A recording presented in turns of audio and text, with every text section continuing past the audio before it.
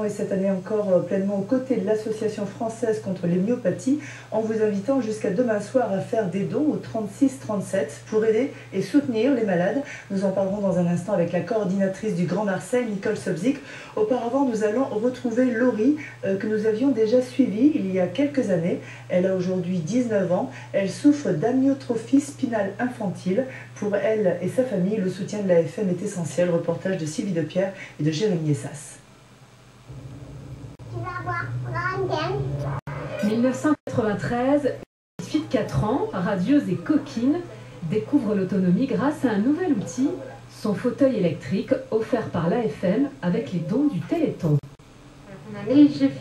2009, 15 ans plus tard, voici Laurie, plus sage mais toujours décidée. Je suis normale. Voilà. Je me considère comme quelqu'un de normal. Cette jeune fille sereine a pourtant connu des étapes douloureuses, comme sa trachéotomie à l'âge de 12 ans, inacceptable pour une adolescente. C'est l'arrivée de Star, le chien d'assistance, qui a mis fin aux larmes. À la maison, la vie s'organise autour de Laurie.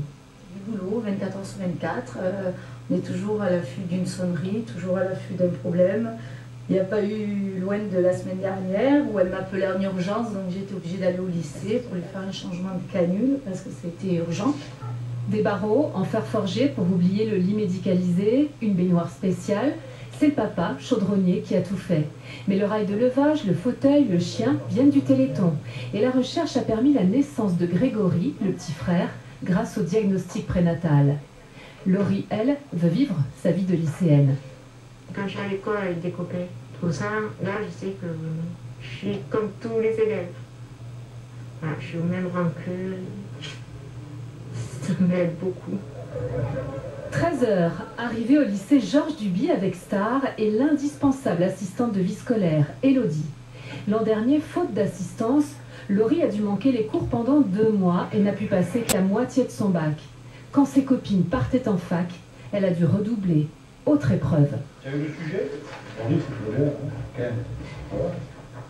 J'aimerais bien aller dans un BTS assistante de direction. Mais c'est pas facile de trouver des écoles. Une école accessible, tout ce qu'il faut. Un BTS, ambition légitime d'une étudiante comme les autres.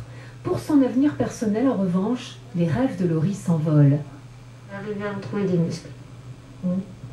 Vraiment, c'est même un minimum, quoi.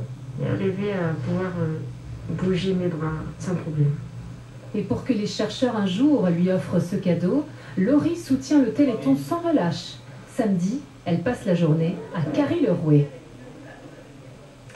Et la coordinatrice du Grand Marseille nous a rejoint sur le plateau, Nicole Sobzik, bonjour. Alors je vous ai vu très touchée par ce témoignage de Laurie, il faut le rappeler qu'il faut aider ses enfants. Combien aviez-vous récolté l'an dernier? 302 000 € pour le Grand Marseille qui regroupe les communes donc, de Marseille, d'Allo, Le Rose. Et c'était un chiffre en progression par rapport à l'année précédente? Toutes les années, ce sont des chiffres en progression et on espère bien encore continuer à progresser cette année. Vous pensez que vous pouvez encore cette année battre de nouveaux records? On espère, en tout cas, je peux vous dire qu'on est à 210 contrats pour le Grand Marseille, ce qui est une progression. Est-ce que le nombre de contrats sera proportionnel à la recette? Quand vous dites contrats, ce sont des manifestations qui vont se dérouler pendant 2 jours? Absolument, manifestations qui vont se dérouler et il y a de plus en plus d'organisateurs et c'est à eux qu'on doit le Téléthon parce que c'est eux qui organisent des manifestations. Je crois qu'on voit justement des images de la manifestation qui se déroule ce matin sur Toulon. Quelles vont être les opérations phares par exemple sur Marseille? Alors écoutez, vous avez 2 défis. La construction par les scaphandriers d'une ADN sous l'eau pendant 24 heures, donc une ADN de 3 mètres de long. Et puis la plus grande pompe à huile du monde qui fera 17 mètres de long par nos amis de Lions Club dans le 13e arrondissement. Ça, c'est 2 gros défis, mais je crois que toutes les villes, tous les villages, tous les quartiers ont ce jaune du cœur du Téléthon et c'est à 14 juillet en hiver. On est obligé un petit peu de parler de cette polémique lancée par Pierre Berger. Vous craignez des répercussions négatives sur le Téléthon cette année? Écoutez, je ne crois pas, parce que c'est une polémique stérile. 3% des dons reviennent au Téléthon, des dons des Français. Il en reste 97 pour toutes les autres associations. Donc c'est stérile. Nous, on est 23e Téléthon. On a des organisateurs de manifestations qui sont fidèles. qui connaissent la transparence du Téléthon, donc je ne crois pas.